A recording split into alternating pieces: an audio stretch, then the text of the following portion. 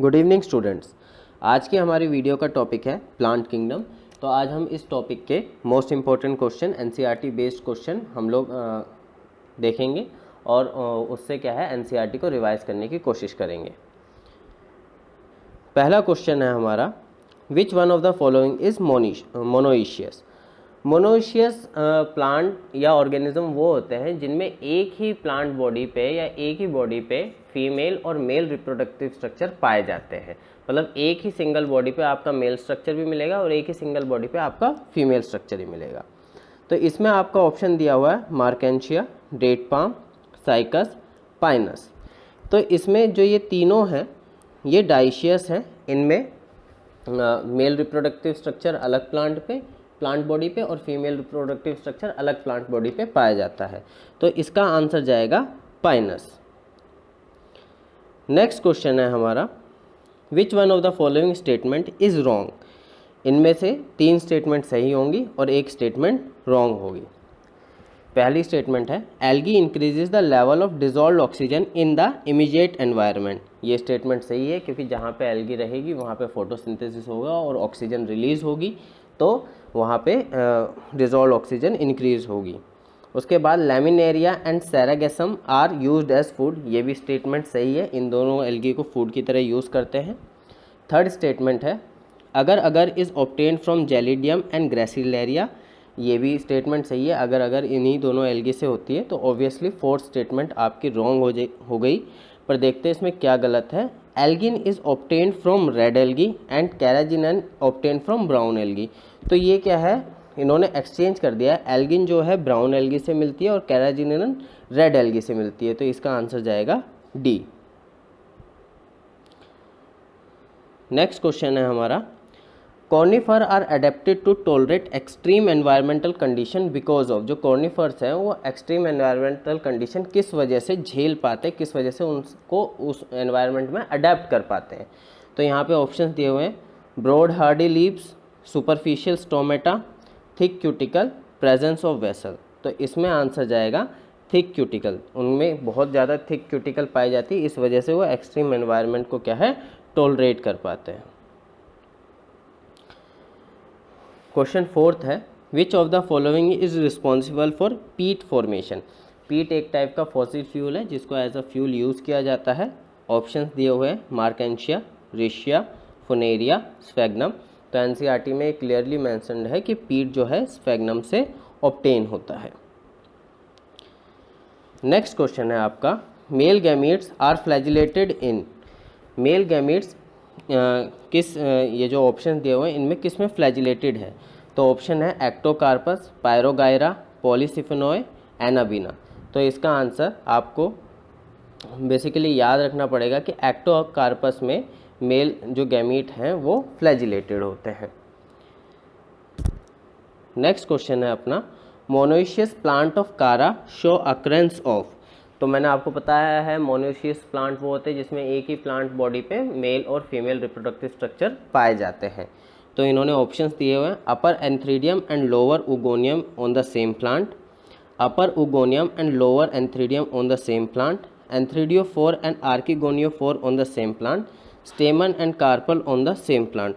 तो इसमें ये दोनों तो रिप्रोडक्टिव स्ट्रक्चर के नाम ही नहीं है और स्टेमन और कार्पल का सवाल ही नहीं उठता। अब हमें ए और बी में डिसाइड करना है। तो जो उगोनियम है वो ऊपर रहता है और एंथ्रीडियम है वो नीचे रहता है और सेम प्लांट में है। तो ये जो बी ऑप्शन है वो सही है। नेक्स्ट क्वेश्चन देखते हैं हम, cycas and adiantum resemble each other in having. Cycas और एडियांटम में क्या समान बात है, क्या सिमिलैरिटी है। ऑप्शन ए है seeds, motile sperm, cambium, vessel. तो इसमें मैं आपको बता देता हूँ कि दोनों के ही जो स्पर्म होते हैं वो मोटाइल होते हैं, ये इनमें सिमिलैरिटी है। नेक्स्ट क्वेश्चन हम देखते हैं, compared with gametophyte of bryophyte the gametophyte of vascular plants tend to be. तो ब्रायोफाइट का जो गैमेटोफाइट है उसका कंपैरिजन हम कर रहे हैं वेस्कुलर प्लांट्स के गैमेटोफाइट से। तो इन्होंने ऑप्शंस दिए हुए हैं, smaller but to have larger sex organ, larger but to have smaller sex organ, larger and to have larger sex organ, और डी ऑप्शन है smaller and to have smaller sex organ. तो जो vascular plant के gametophyte होते हैं वो छोटे होते हैं और उनके जो सेक्स ऑर्गन है वो भी कंपैरेटिव टू गैमेटोफाइट और ब्रायोफाइट क्या होते हैं, स्मॉलर होते हैं। तो इसका आंसर जाएगा डी। नेक्स्ट क्वेश्चन है isogamous condition with non flagellated gametes is found in. Isogamous condition का मतलब होता है जिसमें मेल और फीमेल गैमीट जो होते हैं वो मॉर्फोलॉजिकली सिमिलर होते हैं और उसमें आप देख के बता नहीं सकते कि कौन सा मेल है और कौन सा फीमेल है। इसमें ऑप्शंस दिए हुए हैं वॉल्वॉक्स, फ्यूकस, क्लेमाइडोमोनास, स्पायरोगायरा। तो isogamous condition with non flagellated gamete ये आपके पाए जाती है स्पायरोगायरा में। ये एनसीईआरटी में दिया हुआ है, आप चाहे तो वहाँ से पढ़ सकते हैं। नेक्स्ट क्वेश्चन है आपका algae have cell made up of. Algae के जो सेल्स हैं उनमें क्या क्या पाया जाता है या उनके सेल क्या किस किस चीज़ के बने होते हैं। तो ऑप्शंस दिए हुए हैं यहाँ पे cellulose, galactans and mannans, hemicellulose, pectin and protein. Option C है pectin, cellulose and protein, cellulose, hemicellulose and pectin. तो अब इसमें देखिए आप, जो सबसे सही ऑप्शन हमें लग रहा है वो है ऑप्शन ए, क्योंकि एल्गी में सेलुलोज भी होता है, गैलेक्टन्स भी होता है और मैनन्स भी होते हैं। तो इसका आंसर जाएगा ए। नेक्स्ट क्वेश्चन है आपका which one of the following does not have independent free living gametophyte. Options है bryophyte, pteridophyte, gymnosperm and algae. तो जैसे जैसे प्लांट किंगडम में इवोल्यूशन होता गया वैसे वैसे जो फ्री लिविंग एग्जिस्टेंस है गैमेटोफाइट का वो क्या है, ख़त्म होता गया। तो जिम्नोस्पर्म से ये स्टार्ट हो गया था कि जो गैमेटोफाइट है उनका फ्री लिविंग या इंडिपेंडेंट फ्री लिविंग एग्जिस्टेंस नहीं था। तो इसमें अगर जिम्नोस्पर्म ऑप्शन नहीं होता और यहाँ पे एंजियोस्पर्म होता तो वो भी सही आंसर जाता, पर जिम्नोस्पर्म में इंडिपेंडेंट फ्री लिविंग गैमेटोफाइट नहीं होते हैं, इसलिए इसका आंसर जाएगा सी। नेक्स्ट क्वेश्चन है आपका which of the following plant produce seed but not flower. इनमें से कौन सा ऐसा प्लांट है जो सीड तो प्रोड्यूस करता है पर फ्लावर प्रोड्यूस नहीं करता है। ऑप्शंस दिए हुए हैं मेज, मिंट, पीपल, पाइनस। तो इसका आंसर जाएगा पाइनस, क्योंकि वो एक जिम्नोस्पर्म है, वो सीड तो प्रोड्यूस करता है पर फ्लावर प्रोड्यूस नहीं करता है। Option D. नेक्स्ट क्वेश्चन है आपका कॉलम 1 को कॉलम 2 के साथ मैच करना है। तो कॉलम 1 में हमें दिया हुआ है Chlamydomonas, Cycas, Selaginella, Sphagnum. Column 2 में हमें दिया हुआ है moss, pteridophyte, algae and gymnosperm. तो देखिए जैसे बचपन में हम क्या है मैच द फॉलोइंग करते थे, तो यहाँ पे भी हम लोग क्या है इस चीज़ को अप्लाई करते हैं। तो हम क्लेमाइडोमोनास का ऑप्शन देखते हैं। क्लेमाइडोमोनास एक एल्गी है, तो ए के सामने जो ए के लिए राइट आंसर होगा वो होगा एल्गी। बी है साइकस, साइकस एक जिम्नोस्पर्म है, तो बी का एरो जाएगा जिम्नोस्पर्म की तरफ। सेलाजिनेला एक टेरिडोफाइट है, तो सी जाएगा 2 की तरफ। और लास्ट में बच गया स्फेग्नम, तो स्फेग्नम जाएगा आपका मॉस की तरफ। तो इसमें हो जाएगा ए का 3, बी का 4, सी का 2 और डी का 1। नेक्स्ट क्वेश्चन देखते हैं हम फ्यूजन ऑफ 2 डिसिमिलर गैमीट। अब सिमिलर गैमीट तो हो गया आइसोगैमस, डिसिमिलर गैमीट्स में इन्होंने ऑप्शन दिया हुआ है आइसोगैमस, एनाइसोगैमस, ऊगैमस और डी में ऑप्शन दिया है बी एंड सी बोथ।